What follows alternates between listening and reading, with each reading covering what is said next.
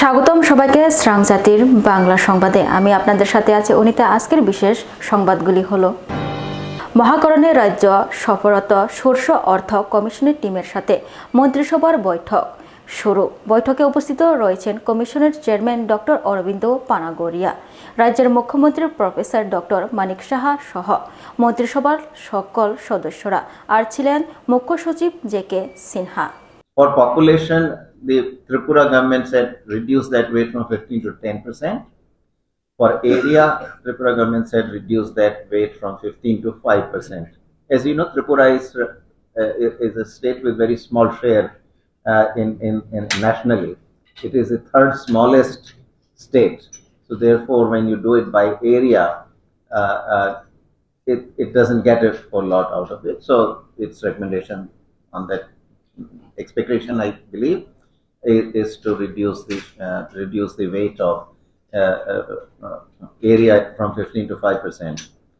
On forest and ecology, the 15th Finance Commission had given a weight of 10%, meaning 10%. It divided 10% of the divisible pool based on the share in forest of any given state.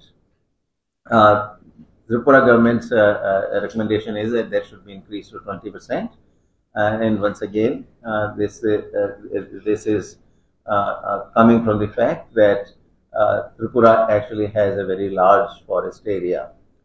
Almost 70% of Tripura's total area is covered by forest. Tripura's recommendation is that that should be given a weight of only 5%. Now, lastly, Tripura has suggested two criteria of its own.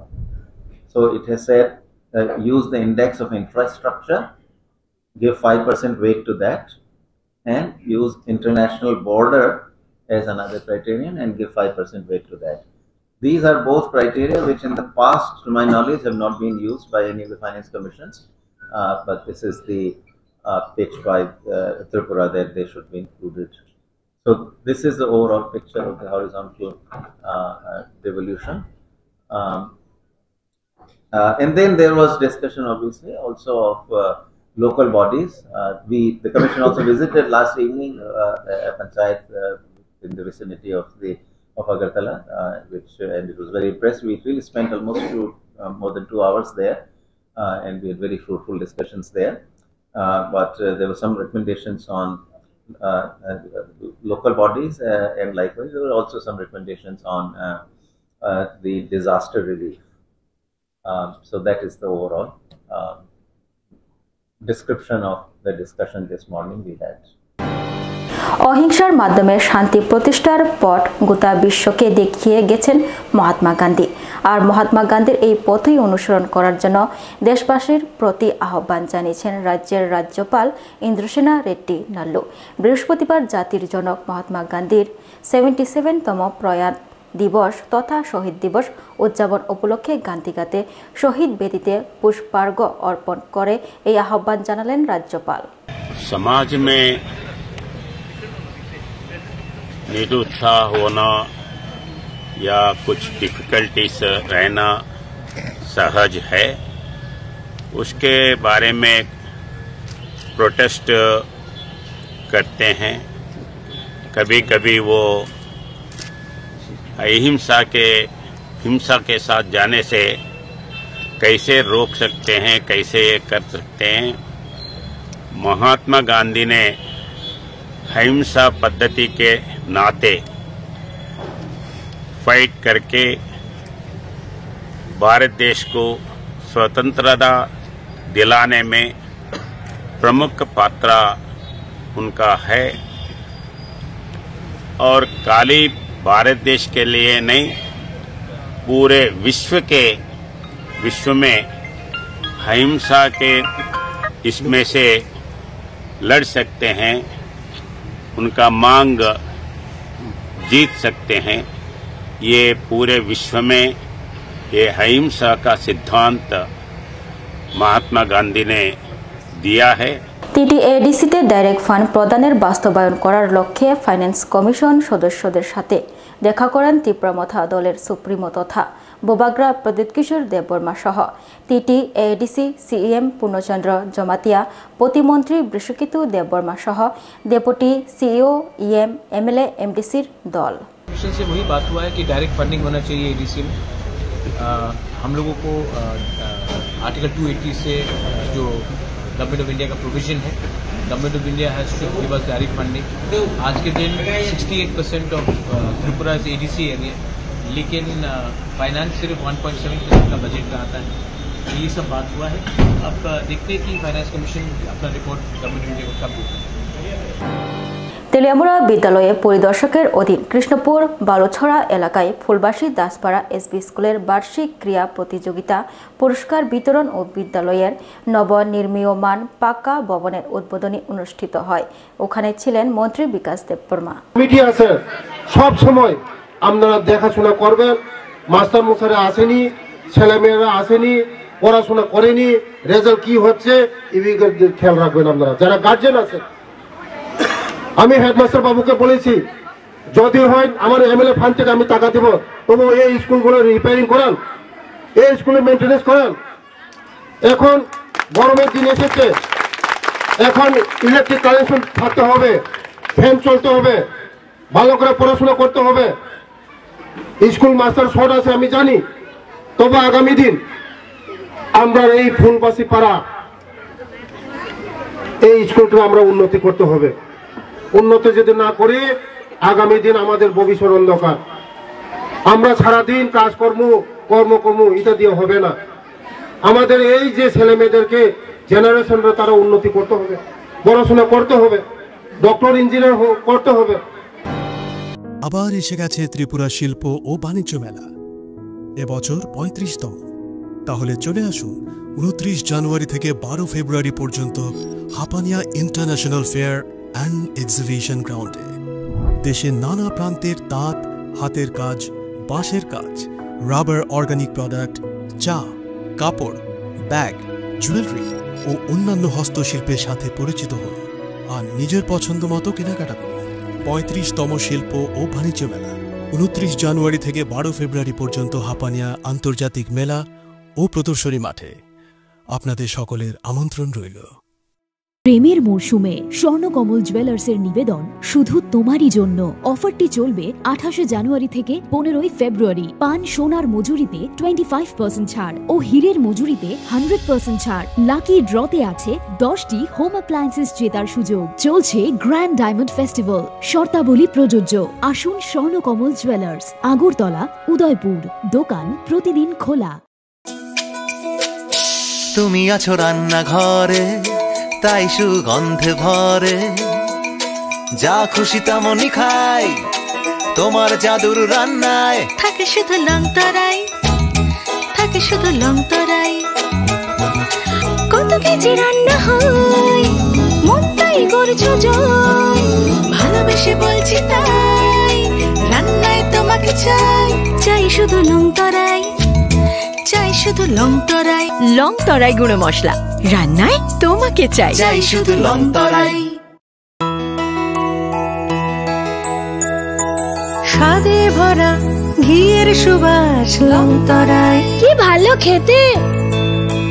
শুদ্ধ ঘিয়ের আবেশ ভরা long তরাই, অপূর্ব সুগন্ধ। পুষ্টি ভরা ঘিয়ের খাবার, কাওয়া ঘি প্রিয় সবার লং তরাই। একেই বলে বিশুদ্ধ ঘি। বিশুদ্ধ ঘি নাম মনে রেখো লং তরাই। লং তরাই ঘি রোজ খাবারে তোমাকে চাই। লং তরাই, লং তরাই, লং তরাই। শোনো শোনো ভোজন রসিক, শোনো মন দিয়া, ঝাঁঝের স্বাদে রান্না করো লং তরাই দিয়া। ইলিশ সর্ষে পোস্ত বাটা যেমন ইচ্ছে নাও, মালাই চিংড়ি মাংস কষা চেটে পুটে খাও। আহা চেটে পুটে খাও, আহা চেটে পুটে খাও। লং তরাই কাচ্চি ঘানির সর্ষে তেলে টেস্ট, যে খাবে সেই বলবে লং তরাই বেশ। লংতরাই সর্ষের তেল, ঝাঁঝে স্বাদে তোমাকে চাই। আহা লংতরাই বেস্ট, আহা লংতরাই বেস্ট। আজ মোহনদাস করমচাঁদ গান্ধীর প্রয়াত বার্ষিকী। আজকের দিনে নয়াদিল্লিতে বিড়লা হাউসের লোনে প্রার্থনা সভায় যাওয়ার পথে ওনাকে গুলি করে হত্যা করেছিলেন নাথুরাম। আজ ওনার প্রয়াণ বার্ষিকী যথাযথ মর্যাদার পালন করে রাজ্য প্রদেশ কংগ্রেস। সকাল 11টায় 2 মিনিট নির্ভরতা পালনের মাধ্যমে ওনার প্রতি শ্রদ্ধা নিবেদন করা হয়। জাতির জনক মহাত্মা গান্ধীজি প্রয়াণ দিবস সারা দেশে শহীদ দিবস রূপে পালিত হচ্ছে। ত্রিপুরা প্রদেশ কংগ্রেসের পক্ষ থেকেও কংগ্রেস কার্যালয়ের সামনে আমরা গান্ধীজির প্রতি শ্রদ্ধাঞ্জলি অর্পণ করে 2 মিনিট আমরা নীরবতা পালন করি। এখান থেকে আমরা গান্ধীঘাটে গিয়ে গান্ধী বেদিতে শ্রদ্ধা নিবেদন করব। আমাদের এই কর্মসূচির মধ্য দিয়ে গান্ধীজির যে জীবনধারা, সত্য, অহিংসা এবং সম্প্রীতি অনুপ্রেরণা শেখায়, আমাদের সমগ্র দেশবাসী গান্ধীজিকে স্মরণ করে আমাদের জাতীয় বীরদের প্রতি আমরা এই শহীদ দিবসে আমাদের শ্রদ্ধাঞ্জলি আমরা অর্পণ করি। বৃহস্পতিবার সিপিআইএমএল এর পক্ষ থেকে 5 জনের এক প্রতিনিধি দল পুলিশের মহানির্দেশকের কাছে ডেপুটেশন প্রদান করে। পুলিশ এখনো পর্যন্ত চার্জশিট জমা দেয়নি ও পরিবারকে ক্ষতিপূরণ পর্যন্তও দেয়নি। তাই অতিশ্রত চার্জশিট জমা দিয়ে সুষ্ঠু বিচার প্রক্রিয়া সম্পূর্ণ করার পাশাপাশি পরিবারকে আর্থিক সহায়তা করার দাবি রাখেন সিপিআইএমএল এর পক্ষ থেকে। মনুবাজার পুলিশ স্টেশনে গত অক্টোবর মাসে 13 তারিখ অ্যারেস্ট হয়েছিল বাদল ত্রিপুরা এবং 17 তারিখ তার মৃত্যু হয়।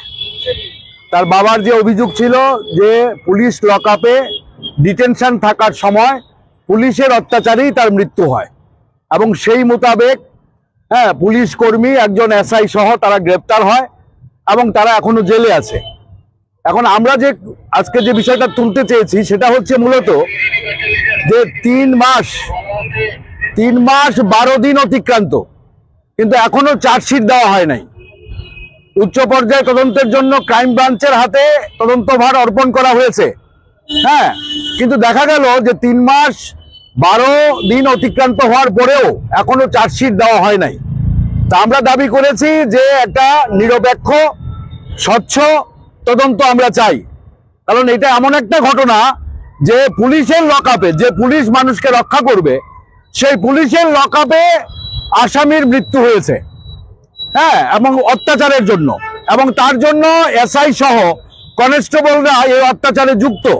তার যথেষ্ট এভিডেন্স আমরা তদন্তের বিভিন্ন পর্যায়ে আমরা দেখেছি। কিন্তু এখন এটাই ভাবছে ত্রিপুরার মানুষ বা লোকাল, যেটা দক্ষিণ কালাডাপা অঞ্চলে তার বাড়ি, মনুবাজার থানায়, সেখানের মানুষ বলছে যে তদন্তে পুলিশ কর্মী যারা অভিযুক্ত তাদেরকে পার পাইয়ে দেওয়ার জন্য, তাদেরকে ছাড় দেওয়ার জন্যই আজকে চার্জশিট যথাসময়ে জমা দেওয়া হচ্ছে না। তো আজকে আমরা ডিআইজি রেঞ্জ আমাদের ডেপুটেশন নিয়েছেন সিপিআইএমএল এর তরফ থেকে। আমরা এটাই দাবি করেছি যে অ্যাক্টিভ ইনভেস্টিগেশন আমরা চাই, নিরপেক্ষ ইনভেস্টিগেশন আমরা চাই, এবং নির্দিষ্ট সময়ের মধ্যেই তদন্তভার সমাপ্ত করতে হবে। কেন হলো না, কেন চার্জশিট জমা হলো না? চাকরি প্রদানের দাবিতে মুখ্যমন্ত্রীর বাসভবন ঘেরাও করে বিক্ষোভ প্রদর্শন করল এসটিজিটি। উত্তীর্ণ চাকরি প্রার্থীরা মুখ্যমন্ত্রীর বাড়ির সামনে প্রায় 25 মিনিট বিক্ষোভ প্রদর্শনের পর তাদের গ্রেপ্তার করে সরিয়ে নিয়ে মুখ রক্ষা করে পুলিশ প্রশাসন। এই ঘটনায় শহরের নিরাপত্তা নিয়ে ফের প্রশ্ন চিহ্নের উদয় হলো। সিএম স্যারের সাথে মিট করার জন্য, কিন্তু আমাদের দুর্ভাগ্য আমরা সিএম স্যারের সাথে মিট করতে পারিনি। আমাদের মাঝরাত্রে আমাদেরকে পুলিশ আটকে দিয়েছে।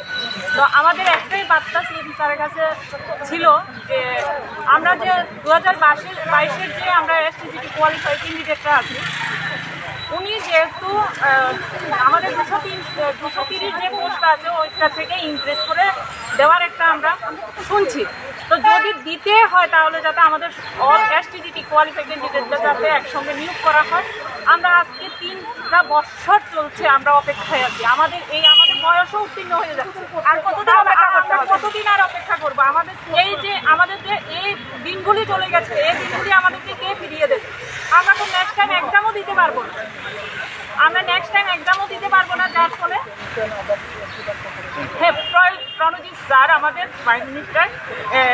আমাদের ফাইন্যান্স মিনিস্টার উনি বলেছেন যে একজন ক্যান্ডিডেটকে বাদ দেওয়া যাবে না। উনি একটা প্রেস মিটে বলেছেন। তো তাহলে ওই জায়গাতে কেন এখন 700 মতো পোস্টের কথা শুনছি আমরা উল্লেখ করেছেন ওনারা। রেজাল্ট তো বের হয়নি কিছুই না, কিন্তু আমরা চাই যে আমাদের যাতে সকলকে একসঙ্গে নিয়োগ করা হয়। আমাদের ওভারিজ হয়ে গেছে সবচেয়ে বড় কথা, আমরা নেক্সট টাইম এক্সামও বসতে পারবো না। আবার এসে গেছে ত্রিপুরা শিল্প ও বাণিজ্য মেলা, এবছর 35তম। তাহলে চলে আসুন 29 জানুয়ারি থেকে 12 ফেব্রুয়ারি পর্যন্ত Hapania international fair and exhibition গ্রাউন্ডে। দেশের নানা প্রান্তের তাঁত, হাতের কাজ, বাঁশের কাজ, রাবার অর্গানিক প্রোডাক্ট, চা, কাপড়, ব্যাগ, জুয়েলারি ও অন্যান্য হস্তশিল্পের সাথে পরিচিত হন আর নিজের পছন্দ মতো কেনাকাটা করুন। 35তম শিল্প ও বাণিজ্য মেলা 29 জানুয়ারি থেকে 12 ফেব্রুয়ারি পর্যন্ত হাপানিয়া আন্তর্জাতিক মেলা ও প্রদর্শনী মাঠে। আপনাদের সকলের আমন্ত্রণ রইল। প্রেমের মরশুমে স্বর্ণকমল জুয়েলার্সের নিবেদন শুধু তোমারই জন্য। অফারটি চলবে 28 জানুয়ারি থেকে 15 ফেব্রুয়ারি। পান সোনার মজুরিতে 25% ছাড় ও হীরের মজুরিতে 100% ছাড়। লাকি ড্রতে আছে 10টি হোম অ্যাপ্লায়েন্সেস জেতার সুযোগ। চলছে গ্র্যান্ড ডায়মন্ড ফেস্টিভ্যাল, শর্তাবলী প্রযোজ্য। আসুন স্বর্ণকমল জুয়েলার্স, আগরতলা, উদয়পুর। দোকান প্রতিদিন খোলা।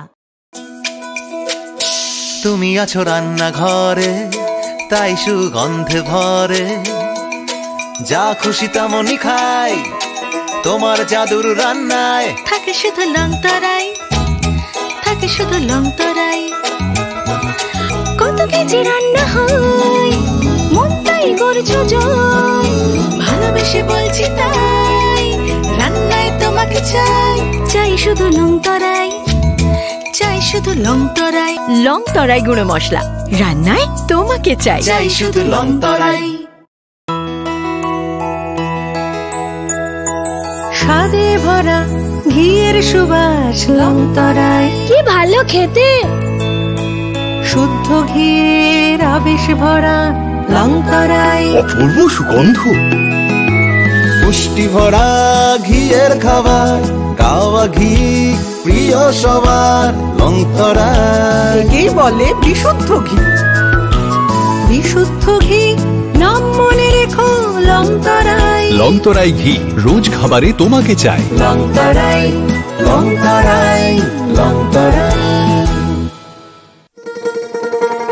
শোনো শোনো ভোজন রসিক, শোনো মন দিয়া, ঝাঁঝের স্বাদে রান্না করো লংতরাই দিয়া। ইলিশ সর্ষে পোস্ত বাটা যেমন ইচ্ছে নাও, মালাই চিংড়ি মাংস কষা চেটে পুটে খাও। আহা চেটে পুটে খাও, আহা চেটে পুটে খাও। লংতরাই কাচ্চি ঘানির সর্ষে তেলে টেস্ট, যে খাবে সেই বলবে লংতরাই বেশ। লংতরাই সর্ষের তেল, ঝাঁঝে স্বাদে তোমাকে চাই। আহা লংতরাই বেশ, আহা লংতরাই বেশ। আজকের সংবাদ এতটুকুই। পরের সংবাদগুলি জানার জন্য চোখ রাখুন শ্রাংচাতি। ধন্যবাদ।